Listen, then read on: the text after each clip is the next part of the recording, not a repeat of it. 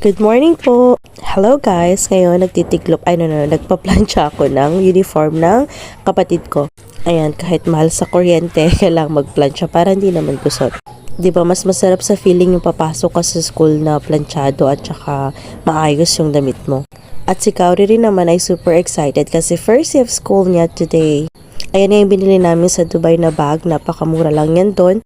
Ayan, super excited talaga siya kasi ayun nga, tagal na naman hindi nakapasok. Tapos sabi nga ni teacher, need na naming magdala ng kit na ito para sa mga bata. Ayan, lalagay lang dun sa school. So 3 hours lang yung school niya at ayan nga, nagkaroon siya ng star. Sabi niya, Mami, sabi ni teacher, pag very good daw, dapat daw punta sa Jollibee. Abay, talaga naman, hinila pa ako sa Jollibee. Ayan nga. Gusto daw niya ng fries, ng ice cream, ng chicken at ng gravy. Diyos ko po.